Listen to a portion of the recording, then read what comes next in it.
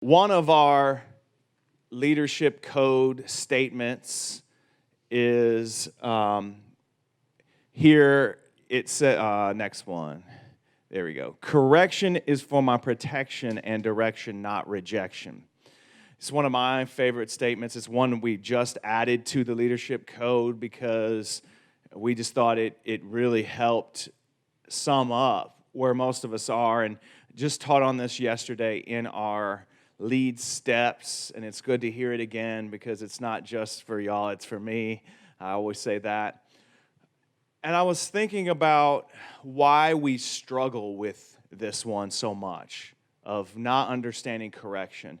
And I told a story yesterday about Pastor Aaron and I. We were at a church together, and our pastor there, one of his overseers was Steve Robinson, who is Pastor Steve Robinson, who's one of our overseers. And Pastor Steve has a beautiful mind, is what I call it.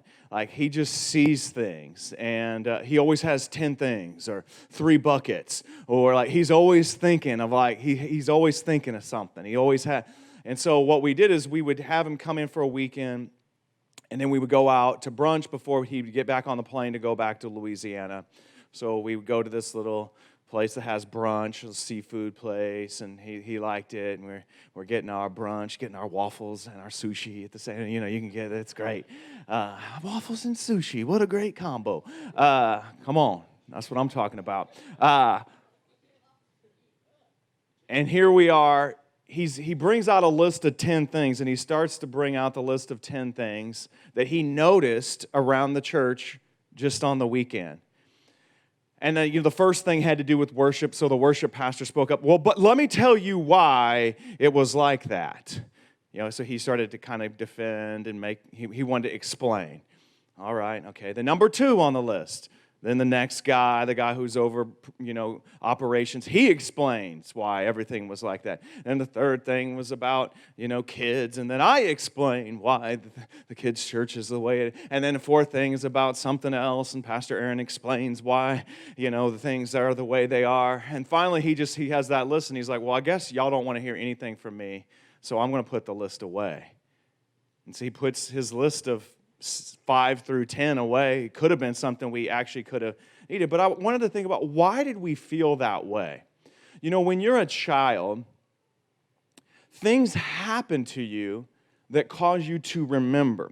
So when you're a little kid, those of us who have small children or know some small children, this could have happened this week. You got a heater out, and you're like, stay away from the heater.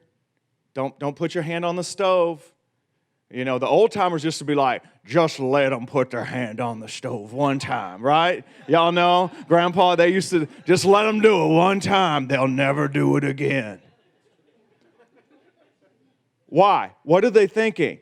The baby will, this is true though. This is a true thing. They will touch it. They will experience pain and associate the pain with that experience. Y'all, does anybody see where I'm going here? Anybody see where I'm going here? And so in our childhood, we depended on our parents to love us in a way that they were incapable of loving us. If you're a parent, let me just be clear, you can't love your kids the way they fully need to be loved. Because you are flawed. You are sinful. Sorry. We all are, right? Goes back to what Pastor Aaron talked about last week about being Christ-centered. So many people in marriage and a relationship are looking for someone to fill a hole in their life that only Christ can fill. So you're trying to fill it with a kid, you're trying to fill it with a spouse, you're trying to fill it with the boyfriend, trying to fill it with the girlfriend, trying to fill it with grandma, grandpa, auntie, uncle, neighbor, friends. And it ain't working because they can't fill the hole that only God can fill. And so when we go back to that childhood thing, we were hurt. We were all hurt in some way. And we all got the message, if I do this, this hurts, so I'm going to avoid this, right? We put our hand on the proverbial stove, And we were burned, and so we'd say, I don't want to go, I don't want to touch that ever again. I don't want that correction. That hurt. And we get the childhood message that we get in some way, and all of us get a different message. It's weird, we all experience similar things. It's why, I'm the oldest of 9 kids, and there's like 9 different personalities in there. But we all experience the same dysfunction. Like, why do I handle it this way? I don't know. And we get this message, and this is the message. It's primarily 3 things. And we're some degree of all 3 of these things. I am what I do. I find my identity in what I do. I am what I think. I find my identity in what I think. And I am what I feel. I find my identity in what I feel. And you're some mixture of that. All of us are. We're some mixture of all those 3. But we're not. We're not. The message we all need to hear is we are who God created us to be. So when we get correction, we realize it's to help protect and to direct us not to reject what I feel, what I think, and what I do. That is the voice we all need to hear and remind ourselves of. That doesn't mean we can't love others and try to be the hands and feet of Jesus to love others. That's what we should be. But guess what? We're never going to be the sole provider of that for any one person or group of people. We will fall short. He said, for all have fallen short of the glory of God. And we get and think like, oh, well, I'm the only, some of us, hey, I'm the only one who could love these people like they need to be. No, you're not. Oh, I'm the only one who could do these things like I could do. Here's me. I'm the only one who thinks like this. I'm the only one who thinks and strategizes like that. No, that's wrong. I have the mind of Christ. Yeah. My actions, I'm going to do all to the glory of God. Yep. I'm going to have the heart of God to feeling. You see all those things the way that we all are made. I was going to go in a different direction than this, but just as we were worshiping, I'm like, let's just go to the heart of it.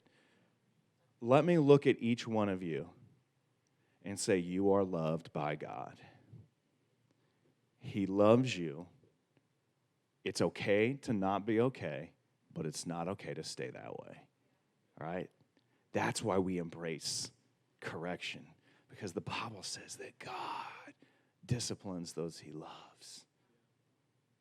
So your mom, your dad, your aunt, your uncle, your crazy teacher who threw something at, they didn't discipline you in the right way. But God,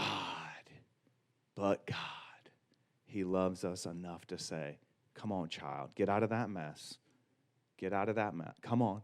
Don't get stuck in those thoughts. Don't get stuck in that. Don't get stuck in those feelings. Don't get stuck in those thoughts. Don't get stuck in those same actions over and over and over again. Come into my glory. Come into my love. My encouragement for you is lean into his love. What are you asking you? What are you depending on to try to fill the hole that only God can fill in your life?